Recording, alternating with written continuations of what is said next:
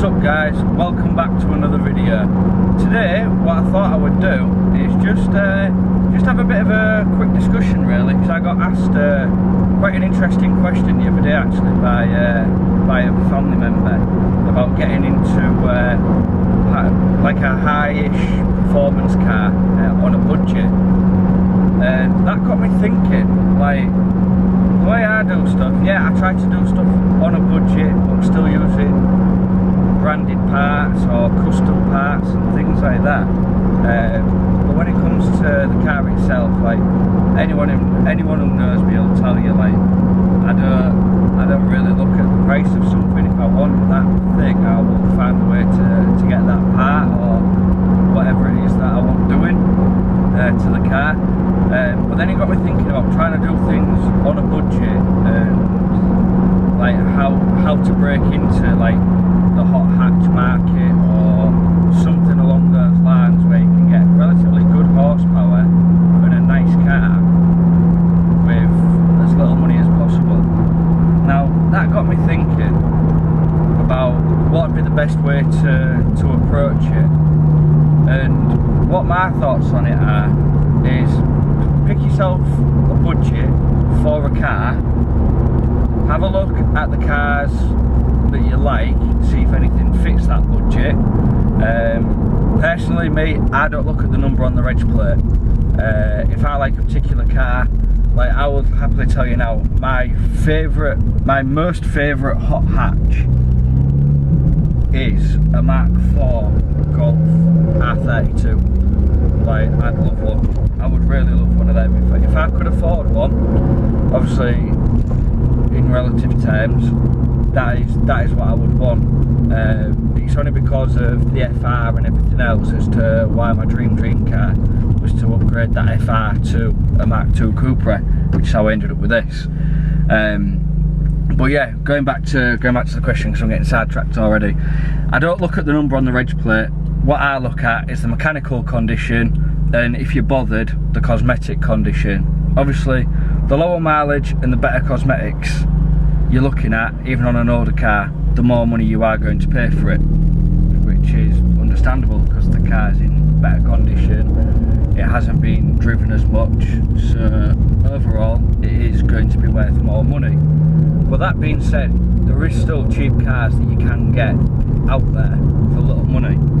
Now obviously if you're looking at high horsepower, like over 200 brake, obviously you've got to look at trying to increase your budget, whereas if you're looking for a cheap hot hatch that isn't necessarily massive horsepower, you've got the, there we go, Mark VI Fiesta ST, which is a 2 litre naturally aspirated engine, but they're only 150 horsepower, so that could be something worth looking at, because you can get them for like 1,500 quid, 2 grand for a clean one with relative low mileage, so that could be something worth looking at.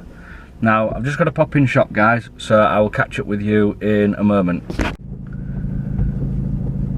Yeah guys, as I was saying, you can get a hot hatch relatively cheap if you're looking at like an older car and everything else. But what you need to do, if you're wanting to start running decent power on top of what it is standard, what you need to do is, once you've found the car that you think you want, you need to then start doing some research into even just basic mods, like a remap, induction kit, exhaust, obviously if you wanted to do cosmetic stuff, lowering springs or coilovers, how cheap can you get alloys off second-hand market, splitters, spoiler extensions, things like that.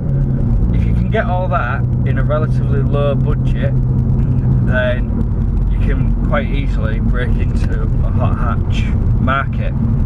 Like, but as I say, it all sort of depends on what you set yourself as a budget. Like, if you go and look at a Mark II Focus ST, they're a 2.5 litre turbo, 225 brake engine, standard, and you can pick them up now for you can pick an alright one up, to be fair, for about 3.5, 4 grand.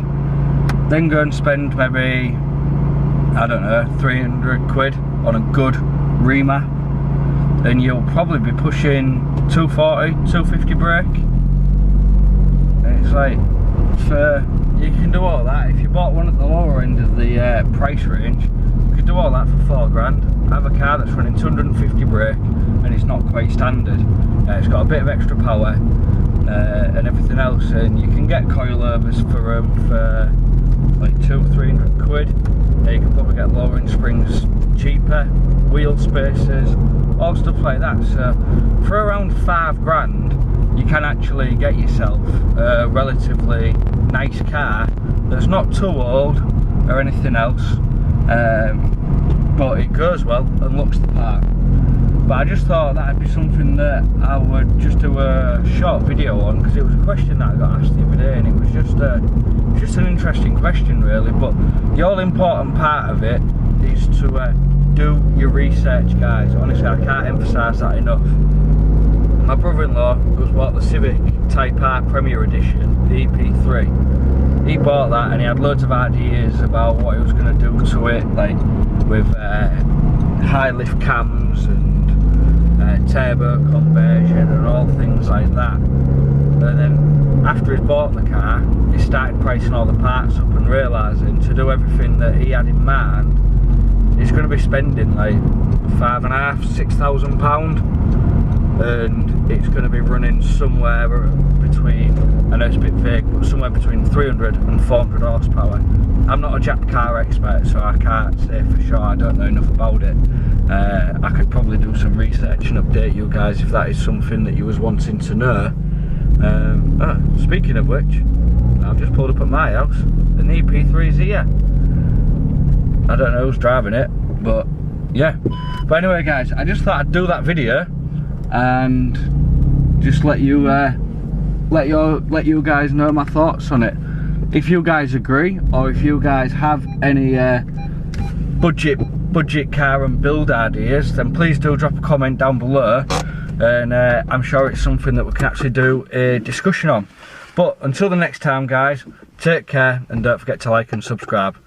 Take it easy.